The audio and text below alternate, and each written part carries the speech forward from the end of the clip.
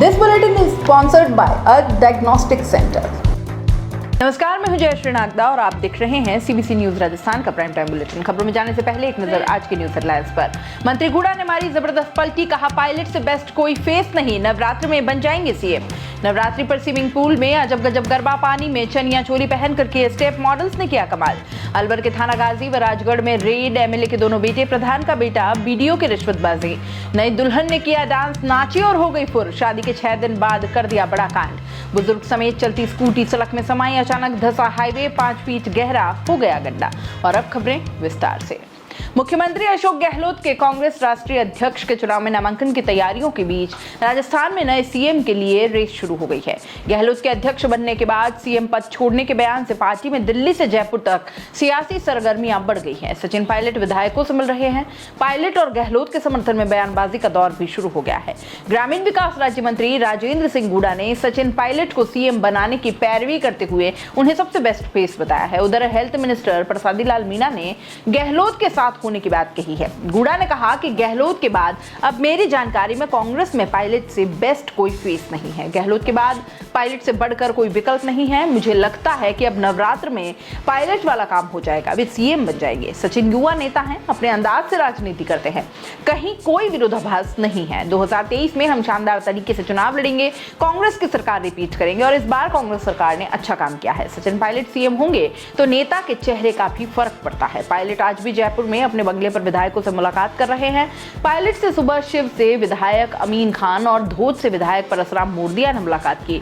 दोनों ही विधायक गहलोत खेमे के माने जाते रहे हैं, लेकिन पिछले कुछ समय से नाराज बताए जा रहे हैं। शुक्रवार को राजस्थान विधानसभा में सचिन पायलट ने कांग्रेस के विधायकों के साथ मुलाकात की। सचिन पायलट ने सभी गुटों के कांग्रेस विधायकों से बात करना शुरू कर दिया है। इनमें वे विधायक भी शामिल हैं जो कभी उनके कट्टर विरोधी माने जाते रहे हैं। राहुल गांधी से मुलाकात के बाद सचिन पायलट का एक्टिव होकर विधायकों से बात करना नई जिम्मेदारी मिलने के सिग्नल के तौर पर देखा जा रहा है। सचिन पायलट के अलावा पूर्व केंद्रीय मंत्री और विधानसभा अध्यक्ष सीपी जोशी का नाम भी दावेदारों में शामिल है। नवरात्रि को लेकर सब तरफ तैयारियां शुरू हो चुकी है। हर तरह से गरबा खेलने की तैयारियों के बीच उदयपुर में 1 दर्जन से ज्यादा महिलाओं ने स्विमिंग पूल में गरबा खेला। स्विमिंग पूल को पांडाल मानते हुए न सिर्फ युवतियों ने गरबा खेला, बल्कि इसके लिए उन्होंने पारंपरिक परिधान चनिया चोली भी पहने। यह आयोजन 1 दिन का ही था।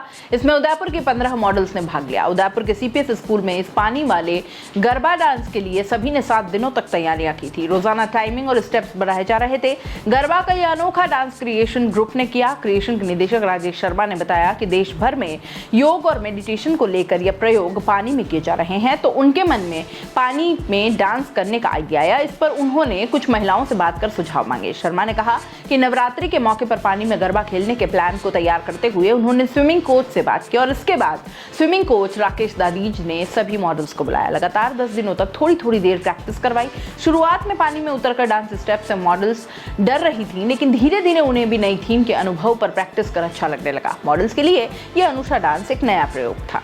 अलवर के थाना गाजी के निर्दलीय एमएलए कांति प्रसाद मीणा के दोनों बेटे लोकेश और कृष्ण, राजगढ़ प्रधान के बेटे जय प्रताप और राजगढ़ बीडीओ नेतराम को एसीबी ने ट्रैप किया है। इन सब ने विराटनगर के ठेकेदार से हैंडपंप के 14 लाख रुपए के बिल पास करने के एवज में 5 लाख रुपए की रिश्वत ली।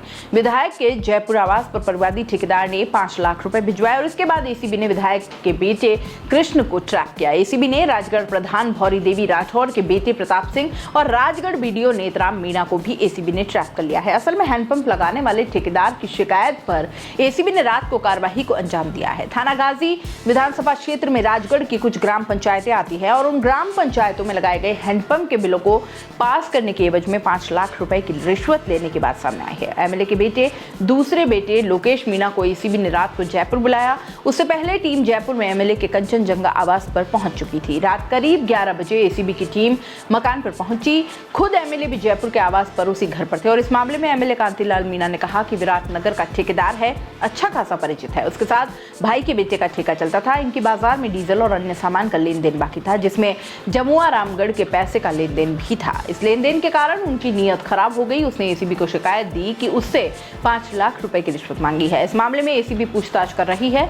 दोनों बेटे जयपुर हैं, उनसे भी पूछताछ हुई है। एसीबी ने शनिवार रात करीब 10 बजे अलवर के राजगढ़ के प्रधान के बेटे जय प्रताप और बीडीओ नेतराम मीणा को हिरासत में लिया, जिनसे पहले पहले पूछताछ की गई। इसके बाद उनको एसीबी जयपुर ले गई। वहां जयपुर में विधायक के आवास पर अलग टीम पहले ही पहुंच गई थी। इस तरह एसीबी ने अलवर के राजगढ़ में लगाए गए हैंडपंप के मामले में 14 लाख रुपए के बिल पास करने में 5 लाख रुपए की रिश्वत लेने की शिकायत पर कार्रवाई की है। अभी एसीबी के स्तर पर खुलासा होना बाकी है। चूरू जिले की रतनगढ़ तहसील में शादी के 6 दिन बाद ही दुल्हन गहने और नकदी लेकर फुर हो गई। घटना की जानकारी पति को सुबह जब लगी तो उसके होश उड़ गए।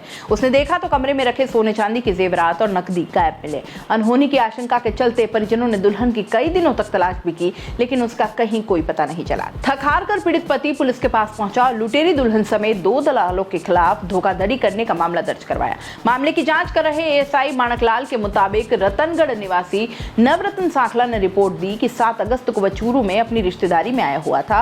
वहां उसे घंटेल निवासी कालू मिला। कालू ने उसका रिश्ता करवाने और 2 लाख रुपए बतौर शादी करवाने की फीस लेने की बात कही। 15 अगस्त की दोपहर कालू गाड़ी लेकर नवरत्न के घर आया और उसने ये कहा कि वह एक गरीब परिवार को जानता है जो अपनी लड़की की शादी करना चाहता है। परिवार गरीब है, इसलिए शादी का खर्चा आपको देना पड़ेगा। नवरत्न ने झांसे में आकर उसको 2 लाख रुपए दे दिए। 17 अगस्त की रात गाड़ी लेकर कालू अपने साथी मुकेश के साथ उसके घर आया। नवरत्न के मामा जोधराज, फूफा मोहनलाल, लालचंद, भांजे मोहित और नवरत्न को गाड़ी में बिठाकर रात में अलीगढ़ ले गया। पीड़ित पति ने दुल्हन का एक वीडियो भी पुलिस को दिखाया जिसमें वह डांस करती नजर आ रही है। पीड़ित ने बताया कि हमें जरा भी शक नहीं हुआ कि वह भाग जाएगी। नवरत्न ने बताया कि 6 दिन बाद 24 अगस्त की रात खाना खाकर हम सोए थे। रात करीब 3-4 बजे के बीच प्रियंका कमरे में रखे सोने चांदी के जेवरात और 50,000 रुपए लेकर अपने साथी के साथ भाग गई। पुलिस ने रिपोर्ट के आधार पर मामला दर्ज कर जांच शुरू कर दी है। पीड़ित नवरत्न ने बताया कि प्रियंका चौहान के भाग जाने के बाद जब दलालों से संपर्क किया तब उन्होंने कहा कि हमारा काम शादी करवाने का है। दुल्हन टिकती है या नहीं टिकती इसकी हमारी कोई गारंटी नहीं है। इसके अलावा पीड़ित ने जब लुटेरी दुल्हन का आधार कार्ड चेक करवाया तो सामने आया कि उसके आधार कार्ड नंबर भी नकली हैं। सड़क में अचानक 5 फीट गहरा गड्ढा बन गया जिसमें चलती स्कूटी समा गई। उस पर सवार बुजुर्ग को लोगों ने बमुश्किल बचाया। मामला जोधपुर का है। शनिवार दोपहर वीर दुर्गादास ओवरब्रिज पर यह हादसा हुआ है। लोगों ने बताया कि झालामंड वायु विहार के रहने वाले भोपाल सिंह मेडू स्कूटी लेकर भगत की कोठी से वीर दुर्गादास ब्रिज की तरफ जा रहे थे। उनके आगे एक ट्रक चल रहा था। भगत की कोठी रेलवे स्टेशन पहुंचने के दौरान अचानक सड़क धंस गई। स्कूटी का पिछला हिस्सा पिछले गड्ढे में गया, फिर पूरी स्कूटी ही बुजुर्ग समेत गड्ढे में समा गई। Bhopal Singh private tourist guide है। वहां से गुजर रहे लोगों ने अपने वाहन भी रोके। कुछ लोगों ने भोपाल सिंह को हाथ पकड़कर गड्ढे से निकाला। बुजुर्ग के कंधे, घुटने और पैर में चोट आई है। लोगों ने उन्हें घर भिजवाया था। हालात ये हैं कि गड्ढे से बाहर स्कूटी का सिर्फ साइड मिरर ही नजर आ रहा था। हादसे की सूचना मिलने के बाद भगत की कोठी थाना पुलिस मौके पर पहुंची और ट्रैफिक डाइवर्ट करवाया। न्यू कैंपस से भगत की कोठी स्टेशन की तरफ जाने वाले रास्ते को फिलहाल बंद कर दिया गया है। इसके चलते यहाँ वाहनों का जाम लग गया। राष्ट्रीय राजमार्ग होने के कारण इस रोड पर तेज रफ्तार में वाहन चलते हैं। इलाके में पहले भी सीवरेज लाइन धंसने की घटनाएं हुई हैं। सड़क धंसने के कारण जाम भी लगता है। हादसे का शिकार हुए भोपाल सिंह ने कहा कि मैं रोड पर सीधे सीधे जा रहा था। मेरे आगे ट्रक चल रहा था। ट्रक के पिछले पहियों की वजह से सड़क टूटी और मेरे वहां से गुजरते ही धंस गई। मैं स्कूटी समेत गड्ढे में जा गिरा। मेरे कंधे पर चोट लगी है। मेरे सामने वह गड्ढा बना था। 1 घंटे तक प्रशासन ने नहीं संभाला, जबकि जोधपुर सीएम का होम टाउन है। भोपाल सिंह ने कहा कि यह पीडब्ल्यूडी वालों की गलती है। वो तो मैं बच गया, वरना 1 सेकंड लगता। वहां मौजूद लोगों ने मुझे निकाला। उन्होंने कहा कि वे पुलिस में नगर निगम और ठेकेदार के खिलाफ मामला भी दर्ज करवाएंगे। प्राइम टाइम बुलेटिन में इतना ही। दीजिए इजाजत। नमस्कार। This bulletin is sponsored by a diagnostic centre. दोस्तों, सीबीसी न्यूज आपके सहयोग से लगातार बढ़ता जा रहा है। स्वतंत्र पत्रकारिता का सहयोग करने के लिए आपका धन्यवाद। सबसे पहले तो जिन लोगों ने हमारे चैनल को सब्सक्राइब नहीं किया है तो पहले सब्सक्राइब करें, जिसका कोई शुल्क नहीं लगता और बड़ा आसान है। बस नीचे दिख रहे लाल सब्सक्राइब के बटन को दबाना है और पास में दिख रहे बेल आइकन को भी दबाना है, ताकि आपको अपने सीबीसी न्यूज के हर अपडेट्स मिल सके। हमारे इंस्टाग्राम पेज और फेसबुक पेज को भी लाइक करें, फॉलो करें। वहां पर भी आपको मिलती है तरह तरह के अपडेट्स। हम पूरे राजस्थान से आपके लिए लाते हैं वो खास खबरें जो आपके लिए जरूरी है, और वो भी पूरी बेबाकी के साथ। पत्रकारिता के इस मुश्किल दौर में आपकी आवाज जिम्मेदारों तक पहुंचाना ही हमारा लक्ष्य है, और ये आपके सहयोग के बिना संभव नहीं है। हमारा सहयोग करें, स्वतंत्र पत्रकारिता में अपना योगदान दें और ज्वाइन बटन पर जाकर सदस्यता लें, चाहे सबसे छोटी सहायता के रूप में ही क्यों न हो। जनता की बेबाक आवाज बने रहें, उसके लिए सहयोग आपको ही करना है। सब्सक्राइब करिए और ज्वाइन बटन पर क्लिक कर सदस्यता ग्रहण कीजिए।